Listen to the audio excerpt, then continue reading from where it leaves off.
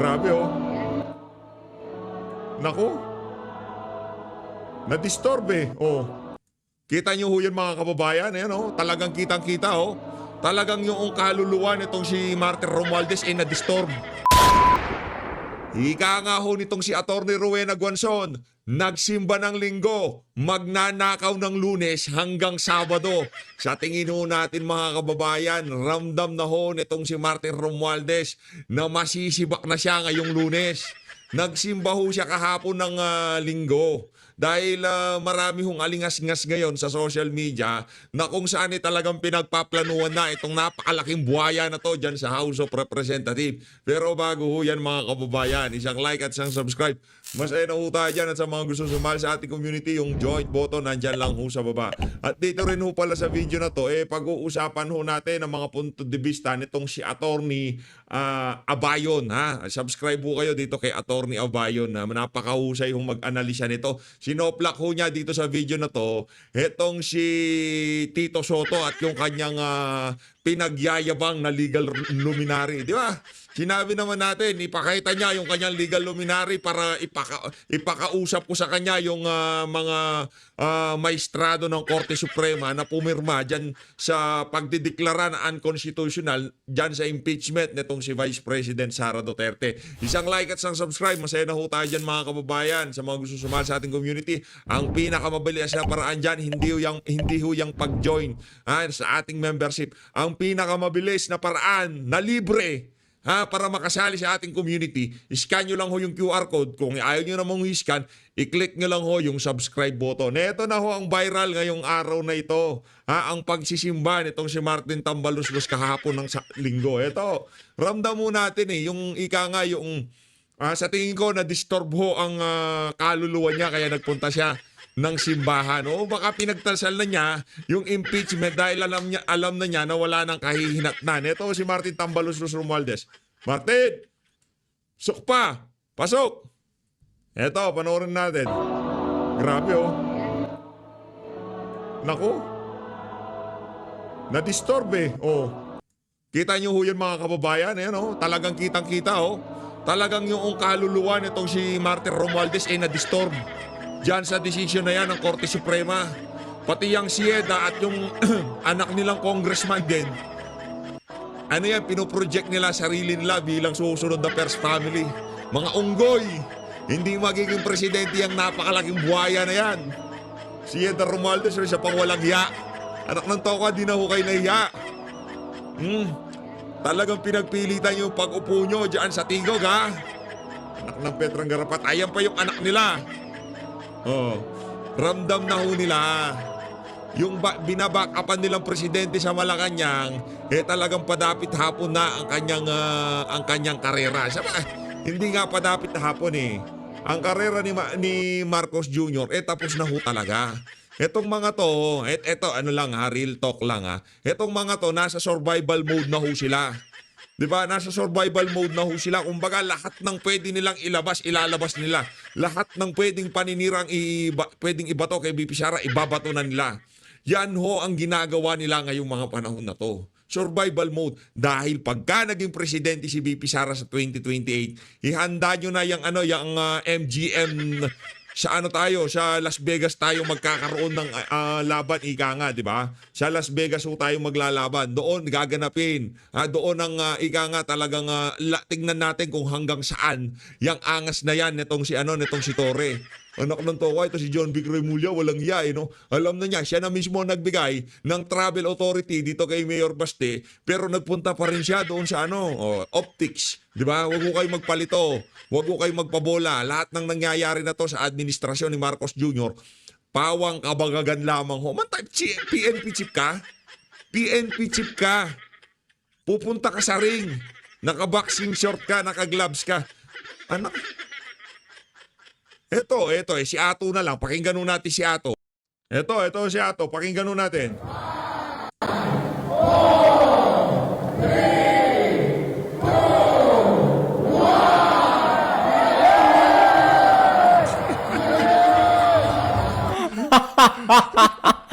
Philippine National Police Chief Police General. General yan, oh. Okay lang Sure, pinagtatawa na tayo sa ibang bansa eh. Oo. Diba? Kung boy si General Luna, sure pinagmumura to mga to eh. Yung Real talk. Kung buhay si General Luna, baka pinagbabatukan na yung Tory na yan. Anak ng tawa, anong gagawa mo, Brad? Di ka ba nahihiya? Ikaw ang mukha ng pambansang pulis. Di ba? Hindi ka man hinamon. Sinabi lang ni Mayor Baste, hindi ko alam kung mahina ang pandinig ng ibang mga nag-interpret doon sa sinabi ni Mayor Baste. Partida, ano pa yun Bisaya, pero siyempre lagi tayong nagiginig ng Bisaya. Pagkakaintindi ko kung sakaling magpang-abot tayo, mabubugbog ka sa akin. Itong si Torre, I accept the challenge. Wala challenge. Kabangagan yan, Torre. Tuloy mo ato. ginastos para sa kaululan ng setup na yan. Yung ginastos dyan. Pa-comment down below naman sino nagpaluwal dyan, no? Kasi kung pera ng taong bayan yan, nag-uulo lang tayo dito niyan. May kayong may naiimbentong panibagong tax, tas may pinagkakagastosan kayo mga ganyang kaululan pala. Diba? Dun sa tanga-tanga naman dyan, magka-comment na, tanga, charity match yan, itutulong sa mga nasalanta. Hindi kailangan ng tulong ng mga nasalanta kasi may allotted budget dun. Diba? May budget dun, billion-billion yung budget dun na pera. Na real talk. Na real talk kung sila nitong si Ato. Itong si Ato, real talk, internet personalities real talk influencer to Kumbaga, lahat ng siya yung kasama ho siya sa class S na pangit. Di ba? Ano ho yan Kumbaga, hindi yan magpapapogi. What you see is what you get, Di ba? Na real talk ko yung mga Talyanista Tensei Mada, buti pa tong si Ato kahit hindi political vlogger naiintindihan niya yung dynamics ng politika sa Pilipinas. Yung iba dyan, inabutan na lang natin sa kaka-political vlogger mapahanggang sa ngayon wala pa rin huwatang natutunan. Nag-umpisa ho sila panahon ni dating Pangulong Rodrigo Duterte, mapahanggang sa ngayon mga panahon na to, political vlogger pa rin, tila bagang walang pumasok sa mga utak nila. Sa napakarami ng issue nagdaan sa Pilipinas, sa tingin ho natin mapahanggang sa ngayon, wala pa rin silang natutunan. Dinaig pa kayo ni Ato. Puro kapangitan lang naman ng ang real talk nitong si Ato. Naiintindihan niya yung dynamics ng politika sa Pilipinas. Di ba kayo nahihiya niyan, mga ensaymada at Talyanista? Mga walang hiya kayo. Dinaig pa kayo nitong class S na pangit. Kasama tayo dyan. Ato, kung ikaw class S, kasama ako dyan sa mga class S na pangit. Magkatoto tayo, Brad. Nako, pagdating sa kapangitan, kaming dalawa ni Ato, number 1 dyan. Pera ng taong bayan, gago. Hindi natin kailangan ng awa. Relax, Kailangan bro. natin ma-distribute ng tama yung galing sa buwis natin yun Dapat bumunot na lang ng isa sa comment section na papalag Di ba? Kahit pa pa, ang pera Brad, kalmaan mo lang. Ano ng ba naman taxpayer yan? ginamit sa pang-setup Diba, dyan Philippine National Police! Buti pa si Ato, naiintindihan niya. Yung mga ibang ensaymada at Talyanista, nagsiputian na lang ang buhok sa kaka-political vlogging. Hanggang ngayon, wala pa rin silang mga utak. Ito. May ano lang last na lang to. Rekta na ho tayo kay attorney. Ito bukas to. Ito si VP bukas to. Speech niya to sa complete speech niya to sa diyan sa Korea, Bukas natin pag-usapan to. Hindi ka na mamamaya. Next video natin to, okay? Next video ho natin to. Ito ano lang meron tayong sungay na kailangan putulin. Kung ayaw nyo magka-problema sa mga susunod na panahon, kailangan natin turuan ng leksyon. Itong bata nitong si Romualdez. Nakita nyo ba yung nakakatabi ng Sieda? Yang sungay niyan, maliit pa lang. Gaganto pa lang. Huwag na ho nating hayaang humaba pa ang sungay ng bata na yan. Dahil Martin Romualdez 2.0 yan. Tandaan nyo ho mga kababayan, mga kupsya, mga pamilya na yan. Sa pagdating ng panahon, legasiya, siya ang magpapatuloy sa kabalustugan ng kanyang ama dyan sa House of Representatives. Nanonostra na natin ang mangyayari sa inaharap. Kaya ang paalala ko sa ating mga kababayan, ngayon pa lang, yung anak ni Martin Romualdez na yan, putulin na natin ang sungay. Nagtatrabaho yan, sa anino ng kanyang ama. Unti na tahimik ko siyang inaakyat ang kapangyarihan dyan sa House of Representatives. Make no mistake, nako, mayayari ho tayo dyan sa ano na yan. Maliit pa lang ang sungay ng bata na yan, puputulin na ho natin. Nasa likod siya ng ama niya habang inaakyat niya ang hagdan ng kapangyarihan dyan sa House of Representatives. Sinong backer niya? Ang kanyang ina na si Yeda at ang kanyang ama na si Martin Romualdez. Make no mistake, mga kababayan, bantayan ho natin ang bata na yan kung gaano katinding kabalintunan at katarantaduhan ang ginawa ng magulang nitong si Martin Romualdez. Yan din ho ang gagawin ng bata na yan. Yan ho ang ating sinisigurado dito sa PHFD. Generasyon na ho yan nila ni Sandro Marcos, nila Vince Marcos, sila Vincent, sila yan. Sila magkakahenerasyon dyan. Ngayon, yung mga magiging parang advisor nila dyan, yung mga kasalukuyang young goons. Pero sila ang ipupronta dahil ang apelido nila talagang mainit sa national political arena kung tawagin. Kaya bantay ho kayo dyan sa mga bata na yan.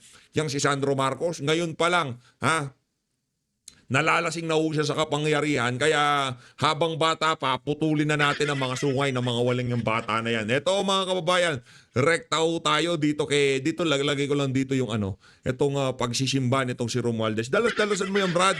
Malay mo, mapasyempo ka doon sa sermon na kung saan kahit papaano umayos ang kalagayan ng buhay mo. Yung tipong malagay sa yung enlightenment kung tawagin, no? Ma-enlighten ka para yung mga decision mo dyan sa house. Hindi puro ka katarantaduhan ng mga pinaggagawa mo dyan. Eto, kay attorney tayo. Para doon sa mga senador na nagsasalita kaugnay dito sa issue ng impeachment, makinig kayo dito. Kasi yung mga legal luminary nyo, sabihin nyo, inumuna sila ng pampatibay ng tuhod. Kasi parang hindi nag-aral ng mga abugasya yung mga yan. Ito, pakinggan natin ito si attorney. Tayo di attorney, di tayo abogado. By the way, mag-subscribe ho kayo dito kay Attorney Neil Abayon, YT channel, ipa-plug ko lang. Isa ho yan sa sinusubaybayan natin. Subscribe ho kayo kay Attorney Neil Abayon. Palakpakan ho natin bago natin umpisahan ang ating bakbakan. Okay, so good day po. Bayan, at ngayon po magdi-discuss tayo ng Constitutional Law 101. Magba-back to basics po tayo with regard the structure ng government natin and yung mga limitations, functions po ng mga powers ng kada isang branch po ng gobyerno natin. Kasi yung iilan po nating mga senators and mga congressmen, they seem to not fully understand po the concept and structure of our government. Okay, I am saying this respectfully as a lawyer who interprets the law and based po on my knowledge of constitutional law. So hindi ko po sinasabi na ako naman yung pinakamatalino sa lahat, pero yung explain ko po sa inyo is yung pinaka-basic po na tinuturo sa amin as freshmen, as first year law students. Tapos bahala na lang po kayong mag-decide kung tingin ba ninyo itong explain ko is tama or kung ito bang mga statements ng mga senators natin ay yung tama. Kayo na po mag-conclude doon. Nako, yan na. So unang-una po, of course, we have to go to the Constitution, okay? So kung makita nga ninyo, Article 6, Legislative, Article 7, Executive, Article 8, Judicial Department. From the very way po na inorganize yung tatlong branches ng government na to, makikita na po ninyo talaga yung wisdom ng paggawa po ng Constitution natin. So anyway, punta po muna tayo sa Legislative Branch. So yung Legislative Branch po, ito yung Congress, okay? So this is composed of both the House of Representatives and the Senate. At lagi po yan sa Section 1 po ng bawat article, doon natin makikita yung power ng bawat government branch. So for the legislative department po, yung Congress natin, the legislative power shall be vested in the Congress. Okay? So when you say legislative power, ito po yung kapangyarihan nila na gumawa ng batas. Okay? So ang paggawa po ng batas is with Congress or the legislative department as provided for by Section 1, Article 6 of the 1987 Constitution. Okay? Ang next po, Article 7 naman tayo. So sa Article 7 po, this one, executive department. So the executive department, ito po yung Office of the President, yung mga local government units natin. At ang sabi po sa Section 1, the executive power shall be vested in the President of the Philippines. Okay? So yung executive power po, ito yung kapangyarihan to implement and enforce the laws na ginagawa po ng Congress natin.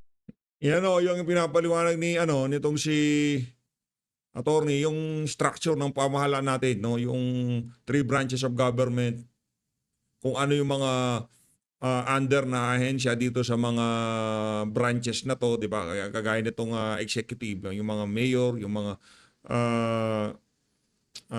governor, alam natin sa executive yung mga yan. Pakinggan na siya to. Hindi, huwag ka kasi May extra ka pa, PH. Pinapaliwanag na nga ni attorney. Thank you, attorney, ha. Thank you.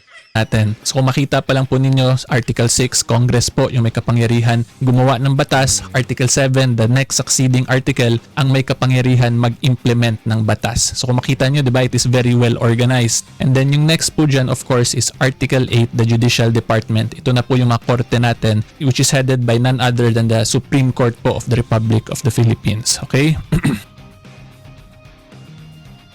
Tapos kung makita po ninyo dyan under Section 1, Paragraph 2 of Article 8, very specific po yung power ng judiciary natin dyan. So judicial power includes the duty of the courts of justice to settle actual controversies involving rights which are legally demandable and enforceable, to determine whether or not there has been grave abuse of discretion amounting to lack or excess of jurisdiction on the part of any branch or instrumentality of the government. So kung makita po ninyo, very powerful po talaga itong Paragraph 2 because this gives the absolute power of judicial review sa Supreme Court with the only requirement na yung trabaho nila is to determine kung whether or not meron bang grabing pang-aabuso ng kapangyarihan ang any branch of the government, may it be the executive or the legislative branch. Okay? So ang pinaka-point ko po talaga dito, Supreme Court ang may final say kung paano ma-interpret yung mga batas natin at yung mga actions po ng mga government offices natin kung meron nga bang grabing pang-aabuso ng kapangyarihan na nangyari. Okay? So yan po yung pinaka-basic and fundamental po ng of government natin. At yan po tinuturo sa mga first year law students. Constitutional Law 1 po tinuturo agad to sa very first semester. Okay? So hindi po yun yung ibig sabihin nun because again, unang-una tingnan po ninyo Section 1, Paragraph 2 of Article 8 specifically nakalagay dyan, that is an absolute power of the judiciary to determine whether or not there has been grave abuse of discretion in any part or action of the government of the Republic of the Philippines. Tapos kung basahin po rin ninyo yan, wala namang qualifications nakalagay, diba? It does not make mention na exempted yung impeachment proceedings. So kung wala pong exemption na ganun for impeachment proceedings, therefore this power can also be to determine kung nasunod ba talaga yung constitutional provisions in relation to the initiation of impeachment proceedings. Attorney, paano ba yan? May tanong ako. Sinasabi nitong mga congressman at senador na, itong mga congressman na to, mga senador na to, yung kapangyarihan daw na inaatang sa kanila ng saligang batas na yon, na yung impeachment trial, yung impeachment court na yan, sila lang daw ang merong karapatan dyan. Paano ho ba yun, attorney?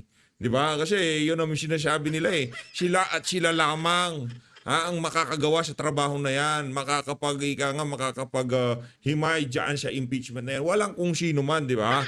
Ito ba dito sa sinasabi niya, pwede palang magsalita dyan ng Korte Suprema. Ito talaga mga senador na to. Makinig kayo dito kay attorney. Yung mga legal luminary nyo, baka lockdown attorney ang mga yan. Dito hindi lockdown attorney to. Malupit ho ito. Hindi po yan judicial overreach or hindi po yan violation of the checks and balances. This is actually done intentionally kasi hindi naman pwede na yung Congress na yung gagawa ng batas, sila yung gagawa ng mga certain actions like that of impeachment proceedings, tapos sila pa yung mag-check sa sarili nila. That is very illogical, di ba? Kasi wala naman pong reasonableng tao na magfa-file ng kaso or mag-initiate ng impeachment proceedings tapos sasabihin nila pag-file nila na may namali sila sa procedure. Walang tao nga amin na ganyan, di ba? That is highly illogical and highly unreasonable. Kaya nga binigay ngayon yung kapangyarihan to review all the actions sa judiciary para po may third force na mag-check at babalansehin yung mga actions po ng government branches natin. Hindi po yan abuse on the part of the judiciary kasi that is expressly provided in the Constitution. Diba? That is a clear provision, Section 1, Paragraph 2. Demandable, enforceable, and to determine whether or not there has been a grave abuse of discretion amounting to lack or excess of jurisdiction on the part of any branch or instrumentality of the government, period. Diba? Wala namang nagsabi dyan na exempted yung mga impeachment proceedings eh. So, yung point ko lang po talaga dito, wag po sana natin i-confuse yung Filipino people, yung taong bayan, just to push for our political agenda kasi sasabihin ninyo ngayon na judicial overreach or bakit daw ganyan unfair. Hindi po yan unfair because nasa constitution po yan natin. Nasa Constitution pala yun eh. Paano ba yan, Tambi? Si Tambi siguro medyo naiintindihan niya kaya yung pinaka-imposibleng remedy ang pinuntahan niya. Motion for reconsideration. Di ba? Naiintindihan niya eh. Hindi siya pwedeng magsalita dyan kontra dyan sa ano na yan. Desisyon na yan, kaya ang kanyang rutang tinahak yung motion for reconsideration. Habang yung mga lahat ng nakapaligid sa kanyang congressman, nagdadadakdak na sinasabi nila na dapat tuloy ang impeachment. Dapat tuloy ang pagliliti. Dapat litisin si Sara, di ba? Yan ang mga banat ng mga yan eh. Yan yung trabaho talaga ng Supreme Court. Okay, so anyway, ngayon punta na po tayo sa Maritesan portion para magsabi po ako ng mga Ayan, personal ayan. opinions ko regarding this po sa mga statements na ganito ng mga honorable senators and congressmen natin. So ito po, makikita ninyo, I was just told by a legal luminary that in this situation, we can disregard the SC decision. Pag-aaralan ko muna bago ako mag-comment. So alam nyo, masasabi ko lang po dito, unang-una, sino ba tong legal luminary na to? Diba? Because a legal luminary, that means that's probably a lawyer or a judge or anyone who is involved with the judiciary or in the lawyering profession. So kung sasabihin mo disregard the SC decision, alam mo po ibig sabihin yan? It means he is advising Senator Tito Sotto to commit a criminal act. Okay? And the reason kung bakit ko po sinabing criminal act yan, kasi kung tingnan po ninyo sa Civil Code natin, Article 8. So anyway, ito po, Republic Act 386, an act to ordain and institute the Civil Code of the Philippines. Article 8, judicial decisions applying or interpreting the laws or the Constitution shall form part of the legal system of the Philippines. Okay? So ibig sabihin po niyan, yung mga decision ng Supreme Court, they become part of the law of the land. Nagiging batas po yan. So ngayon, itong legal luminary, ini-advise si Senator Tito Sotto na i-disregard yung SC decision which forms part of law of the land. Ano po ibig sabihin yan? That is a criminal action, di ba? You are compelling, inciting, or influencing Senator Tito Sotto dito to violate a law of the land, di ba? Because that Nako, yari itong legal luminary na to, di ba? Sinabi ko na rin yan doon sa video ko eh. Pinaliwanag lang mas magaling nitong si attorney Abayon, di ba? Oh. Sinabi ko na iharap nitong si Sotto yung kanyang mga legal luminary at ipapakiusap ko sa kanya yung ating mga associate justices para matutunan niya naman yung batas niya para sorry. Lockdown attorney pala. Yan legal luminary. Naknanto ko gumraduate nung lockdown ngayon legal luminary na nito si Sotto. Ibang klase, oo. that is already a Supreme Court decision. Okay? And yung question na lang dyan kung ano ba yung criminal act, depende na lang po yan kung ano ba yung actual na mangyari dito. Pero more or less that will fall under misfeasance, malfeasance, or nonfeasance po of public officers natin under the revised penal code. So dun pa lang medyo, medyo na ano na po ba? Medyo nakakatawa na kasi we keep mentioning these legal luminaries. Again, kung titingnan po ninyo yung ina-explain ko nga lang po, these are basic Hindi, attorney, kasi yung word na luminary, parang di bang talino yung word na legal luminary. Parang di bang ang talino naman. Tipong di pa binubuka nung ito si Sotto, yung di pa niya sinasabi yung kasunod na word, yung kapanipaniwala na kagad legal luminary, di ba? Ingat ho kayo dyan sa mga mabubulaklak na pananalita na yan ng mga senador. Si Shakis, legal luminary. Pagka narinig nyo na yan, sinabi nila legal luminary, mag-isip na ho kayo, takbo na ho kayo na malayo. Dahil ang kasunod na sasabihin niya, pabubola na yan. No, nakita nyo na, pati itong si attorney, nabanata niya tuloy na itong si Sotto nang wala sa oras. Illegal ho yan.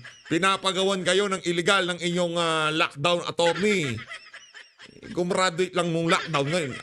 Legal luminary na kagad. fundamental principles in our constitution, in our civil code, and I like what I stated earlier, ito yung tinuturo sa mga law students sa first year pa lang po, Constitutional Law 1. Again, these are fundamental principles lang na pinapakomplicate po nitong mga politiko with clear political agenda. Okay? Yan. And yung isa pa pong masasabi ko dito, if you are a sitting senator tapos nakikinig ka sa mga legal luminaries na ganito, parang ano po, 'di ba? It goes against the very essence of a republican government, 'di ba? Kasi the senator is elected into office because yan po yung inelect or pinili ng taong bayan. So kung mag-action ka, gagawa ka ng mga actions, decisions based puro sa mga advice ng itong mga legal luminary, it means di parang itong mga opinion pala ng legal luminary na to yung lalabas sa Senate, hindi yung actual, hindi from the actual person, hindi from the actual elected person na pinili ng taong bayan. So, yan lang po, another food for thought lang po for you, my fellow taong bayan. Kaya nakikita natin, it is very important na mag-elect tayo ng mga public officers yung may sariling paninindigan, may sariling katalinuhan, na hindi puro consult lang. Kasi pag ganun, it really defeats the essence of the Republican style of government po natin. Kasi again, kung puro lang from your consultants, from your advisors, lahat ng decision mo, di sana sila na lang po yung inelect ng taong bayan pero hindi Nako, paano ba yan? Senator Risa Ontiveros, yung chief of staff mong mukhang ibon na ewan, di ba? Sibakin mo na yan. Di ba, puro index card ang pinipid ni Risa, kay Risa niyan. Wala naman sariling utak si Risa. Galing lahat yun doon sa doon sa abogado niyang abot ng index card sa kanya, di ba? O, isipakin mo na rin yan. Siyempre. naman sila yung pinili. Ikaw yung pinili because the people want you to decide based on your expert knowledge or wisdom. Yan po yung essence ng pagiging elected public official. Hindi nakabase lang from mga consultant or advisors mo palagi. Okay?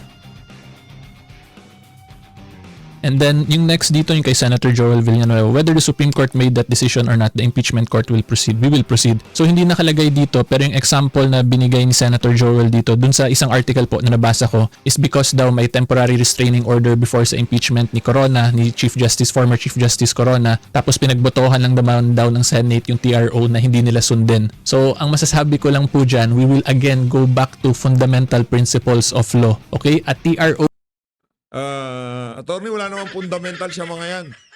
Ang nasa utak lang nila ng mga yan, para hindi mapag-usapan yung insertion, impeachment tayo, ganun lang. Anong fundamental? Fundamental. Walang fundamental ang mga politiko. Wala silang pinapakinggan fundamentals. Ang gusto lang nila, may issue kung pinupukol sa amin, sa nagdaang 19 Congress at kabilang dyan si Joel Villanueva, impeachment, VP Sara ang malilitsyon o insertion silang dalawa nito si Boy Kilay. Di ba? Pili lang siya. Alin siya dalawa. Alam na natin kung ano pipiliin yan. Self-preservation lagi dyan sa politika dahil nagkakainan dyan. Walang fundamentals ng batas dyan. Kung saan magbebenepisyo ang kanilang mga political karera, yun ang kanilang susundin dyan, attorney. Ang sarap sanang ibigay sa kanila tong video na to. Ang sarap iparinig sa kanila. Kaso meron nga silang lockdown legal luminary. O meron naman dito na si Boy insertion. Hindi, sinabi meron daw 19th Congress, meron daw siningit O kasama yung si Joel Villanueva sa 19th Congress. Kaya napapatanong yung mga kababayan natin. Ang sabi nila si Senator Joel, yan ho ba dahilan yung insertion na yan? Kaya talagang gigil kayo na dyan sa impeachment trial ni VP. Para hindi natin mapag-usapan yung mga pinagsisingit niyo daw di umano ng 19th Congress dito sa 2025 budget. Ay, nantokoy, yari tayo dyan. Ano yan? Ika nga, malilitsyon kayo dyan. Alam na natin. Ang BS, malayo pa lang, mga kababayan, matagal na ho kayo sa PH Update. Alam ko dyan, yung iba, tinitignan ko yung subscription nila Nasa 6 years, nasa 3 years, nasa 2 years, nasa 4 years. Panahon pa ni dating Pangulong Rodrigo Duterte, nandito na yung iba sa atin. Ha? Kung kailan sila, isa kasi pagkakinlik mo, makikita mo kung kailan nag-subscribe yan, mga yan Nakikita ko mga nasa 4 years, nasa 3 years, ganyan ho mga kababayan. Nasa 5 years, mga nandun sa range na yun. Ang tagal nyo na ho dito, dapat malayo pa lang yung kabalbalan. Dapat alam na natin yan.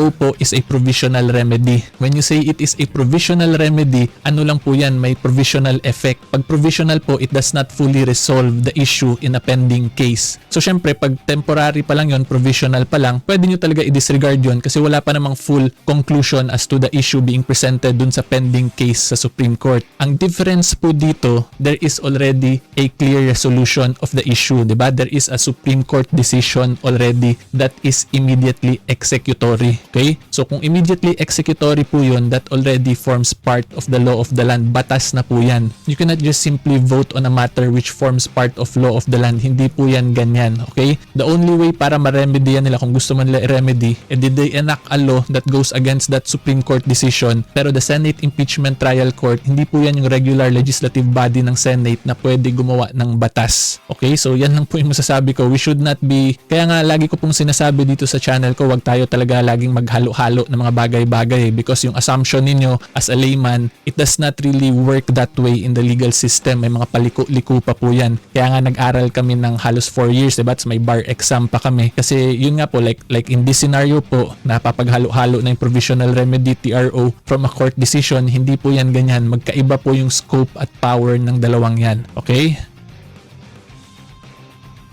So ito si Senator Bam naman, matibay ang aking paninindigan na dapat ipagpatuloy ang impeachment trial. So wala naman siyang in-explain dito, but more or less same lang po yung explanation or masasabi ko dito. So at the end of the day, kung makikita po ninyo, meron ng Supreme Court decision na nagsasabing unconstitutional yung impeachment, yung initiation of the impeachment complaint. Yet these senators are speaking against that decision, against that Supreme Court decision. Doon pa lang po, sobrang kita nyo na yung ano nila, no? Yung pagiging unbiased judges nila eh. Kasi may klarong decision na, may batas na po, law of the land na yung decision, and yet they keep making these statements. Diba? Yan o, nakakadismaya itong bigla ang pagpigil ng Korte Suprema. So, klarong-klaro talagang unbiased to sila ng mga senator judges. Sa Senator Bato, sabi niya, the Holy Spirit defeated the forces of evil.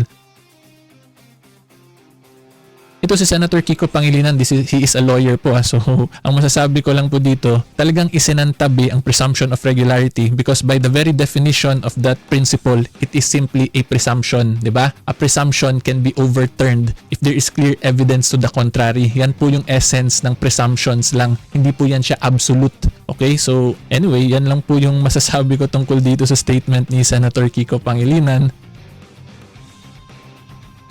And isa pa pong gusto ko i-discuss lang kasi may nagsasabi na sole power to try and judge daw yung Senate Impeachment Trial Court when it comes to matters of impeachment. Alam po ninyo, wala namang question doon, di ba? As to the substantive aspect of an impeachment case, klaro po yung constitution natin. Yung may power po talaga to try and decide on the substance is none other than the Senate Impeachment Trial Court. That is clear. Wala po tayong question or debate dyan. Pero yung decision po kasi ng Supreme Court dito, it is not a question of substance. It is a question of procedure. Tapos tatandaan po natin under our constitution, meron pong specific procedural guidelines doon, di ba? Yung 10 session day requirement, 3 session day requirement na referral sa calendar of business then to the Committee on Justice respectively, and the prohibition against the initiation of an impeachment complaint within a period of 1 year. Those are clear constitutional provisions na pwede talaga desisyonan at pakialaman ng Supreme Court kasi hindi na po yan substantive aspect ng isang impeachment case. So again, wala pong question na the impeachment court has the sole power to try and decide as to the substance, but as to the procedural aspect, since there are express constitutional provisions regarding that, Supreme Court lang po yung magde-decide dyan.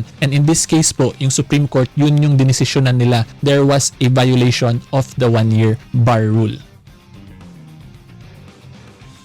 Dapat po talaga maging objective tayo in all issues that our country is facing. Diba? Wag po sana tayo maging blinded by our political fanaticism. Like what I've explained already here in this video earlier, lahat po ng in-explain ko, those are fundamental principles of constitutional law. Pero may kita na ninyo na yung mga iilan pong public servants natin, meron silang mga statements na sinasabi that clearly goes against the legal structure po ng bansa natin. Diba? Kaya dyan mo talaga may kita na importante rin na either may alam po sa batas, lalo na pag mga public servants sa legislative branch or of government, or kahit po hindi abogado pero at least merong passion and love for the law and the constitution natin, na dapat unahin lagi yung masunod yung batas po at constitution natin at hindi yung mga political biases nila or yung mga kagustuhan po ng partido nila sa politics. Kasi tatandaan po natin, Section 1 of Article 2 specifically states, sovereignty resides in the people and all government authority emanates from them. In short, tayo po na taong bayan ang nagpapatakbo talaga ng government natin. It is because of our will why our whole country, the Republic of the Philippines, is functioning as a sovereign state. Of course, dahil po dyan, nasa sa atin din po yung magiging desisyon yan kung babagsak ba yung bansa natin if we keep electing mga leaders na clearly, wala naman pong perpekto talagang mga leader, pero sana naman wag lang tayo maging blinded by our political fanaticism. That is my main point here. So kung tingin po ninyo biased ako, wala na po ako magagawa doon, but I have always provided my legal basis in my videos. I have always explained both sides. Even in my last impeachment video, yung sumagot po yung HOR, pinaboran ko nga po yung House of Representatives doon kasi yung present jurisprudence hindi pa ganun ka-strict sa legal side of things po yung Supreme Court. Doon po sa mga based sa old jurisprudence. However, dito sa most recent jurisprudence, ginawa na po talaga or in-emphasize ng Supreme Court na dapat basahin yung Constitution as a whole. So pagbasahin po natin yung Article 11 impeachment proceedings, which should be read together with the Bill of Rights also, hindi yung Article 11 lang. Pero anyway, balik po tayo dito sa final remarks ko. Again, sovereignty resides with us, the Filipino people, the taong bayan. So pag sinasabihan po or nakabasa kayo ng mga statements from congressmen, from senators na sinasabi na ganito yung gawin, so on and so forth, tapos that clearly violates the legal principles that I have already explained, tandaan po ninyo, hindi lang yung constitution or yung batas yung binaviolate nila niyan, but rather it is the will po or tayo mismo yung inaabuso nila. Kasi tayo po yung author and we have the sovereign will po as provided by our constitution. Okay, so yan po talaga.